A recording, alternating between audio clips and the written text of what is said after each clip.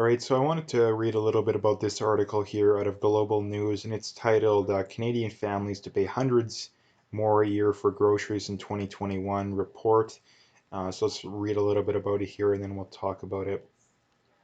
The average Canadian family will pay up to an extra $695 for food next year as the pandemic, wildfires, and changing consumer habits drive up grocery bills to the highest increase ever predicted by an annual food price report. Again, um, the first thing I wanted to point out here is that this is just the mainstream media bias showing itself already, and that they don't mention the carbon tax, right? They don't mention the carbon tax at all.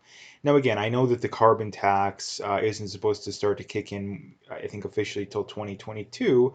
Um, but again, the carbon tax is still one of the biggest reasons for the increase in the cost of food over the last, basically since Trudeau got elected. So, anyway, rising bread, meat, and vegetable prices are expected to lead the overall food price increase of 3 to 5%, according to Canada's food price report released Tuesday.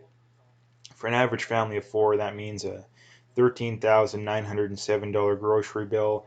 We don't expect a break at the grocery store anytime soon, said Sylvain Charlebois, lead author and Dalhousie University professor of food and distribution policy. This is the highest increase we've ever expected. The 11th edition of the Food Price Report, published annually by Dalhousie University and the University of Guelph, has expanded this year to include the University of Saskatchewan and the University of British Columbia, making it more national in scope. Researchers said a study that you know what will continue impacting food prices next year, with the meat industry particularly vulnerable to potential labor shortages, logistics dis- disruptions, food plant and distribution center slowdowns, and shifts in consumer demand. Um, while meat prices could increase as much as 6.5% overall, the biggest price hike could be for poultry, supply managed industry in Canada. Poultry prices are up 7% since July, Schwalaba said, adding that as production costs continue to rise, so will retail prices. We are expecting poultry prices to be a bit of an issue, he said, if farmers are asked to spend more on equipment and you know what cleaning protocols, consumers will eventually have to pay more. Meanwhile, climate change, including heat waves, ice loss, wildfires, floods, and droughts, will also influence how much we pay for groceries this year. No, they actually no, they actually won't. That's because of the carbon tax. Anyway, vegetables could be particularly hardly hit, with prices expected to jump as much as 6.5%, according to the report. Much of the produce Canadians consume comes from California, a state that has been ravaged by one of the worst wildfire seasons on record, with California's crops heavily compromised by smoke and ongoing challenges with you know what. Stuart Smith of the University of Saskatchewan said prices will go up. Vegetables are where people are going to notice the greatest impact, said Smith, associate professor in the Department of Agriculture and Resource Economics. While the price of root crops like potatoes and carrots should remain stable, he said leafy greens and more perishable produce like tomatoes and cucumbers will be more expensive.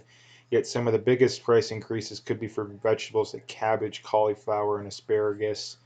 Um, Meanwhile, the study warned consumers to expect bakery prices to increase as much as 5.5%. The cost of a bushel of wheat hit about $6 in November, Smith said, up from $4 roughly 18 months ago, a 50% increase. Anyway, the whole point of it being is that where, like, this is the thing that really boggles my mind. Like, why aren't people more concerned about this stuff? Like the cost of living in Canada recently, especially in the big cities, is through the roof. But median wages haven't gone up in 20 years. They haven't gone up in 20 years. I think it might even be a little bit more now.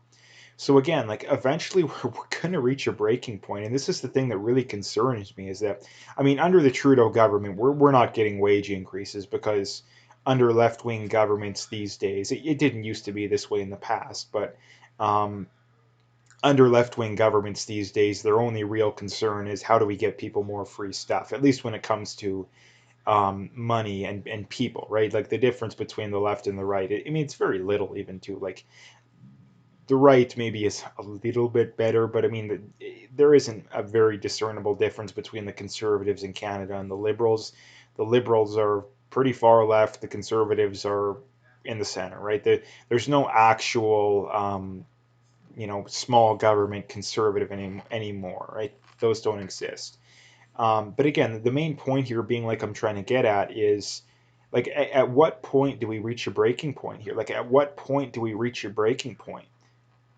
And the biggest problem is that the people's solution, that both the government and the people's solution, it's just more of the same. Like people's solution is, oh, let's just give we need a UBI, we need more taxes, we need more regulation.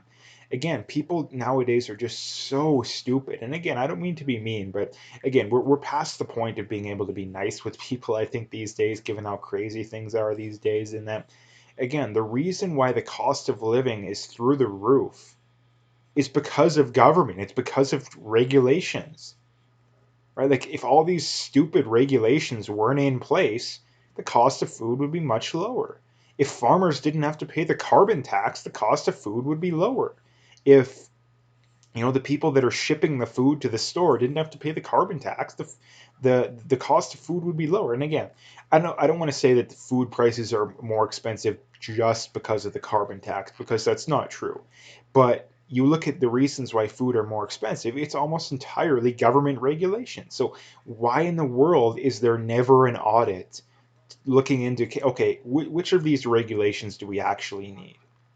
Which of these regulations do we actually need? Because again, if you talk to people in these industries, at least the people that have their heads on straight, because a lot of them are complete, zombies. A lot of these regulations are completely unnecessary, like completely unnecessary. Like, why do we need to massively enhance, cleaning protocols because of the virus? Like, why do we have to do it?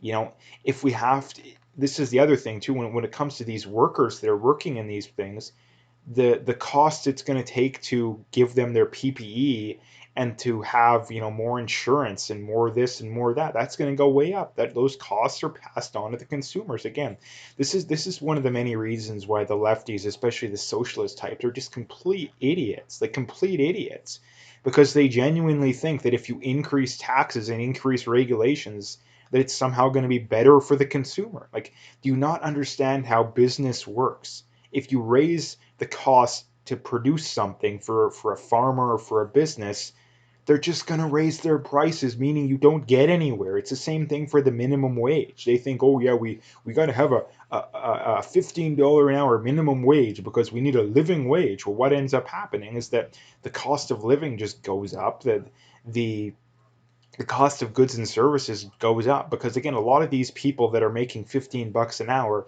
they're not producing $15 an hour in value, meaning the employer needs to recoup those costs somewhere else, meaning that the prices are just going to go up, so you don't actually get anywhere.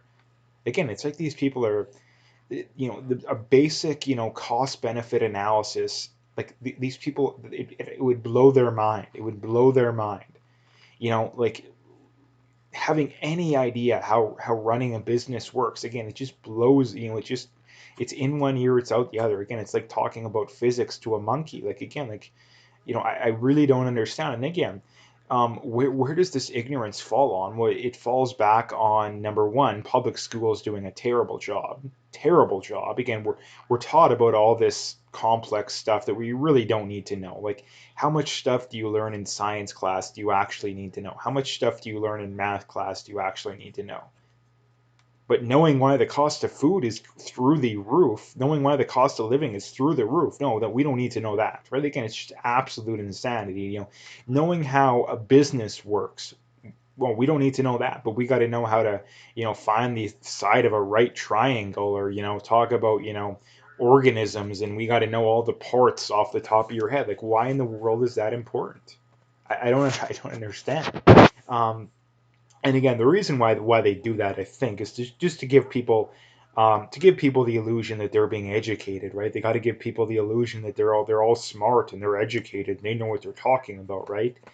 but we can't tell them about the stuff that really matters because if and the reason they can't tell us about the stuff that really matters is because if they did that, then more people would question the system, right? It would be the reason why public schools don't want to teach people about. I mean, I'm not saying they don't teach people anything that matters because a lot of the stuff they teach you, it is relevant. I'm just saying that they leave out a lot of stuff that's very important.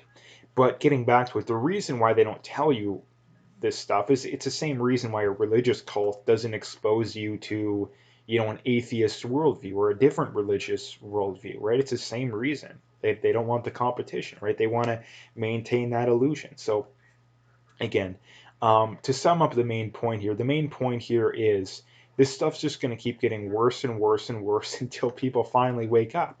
The problem is that the average person's solution to this stuff is just, oh, it's more regulation, more taxes, which is only going to make the problem worse.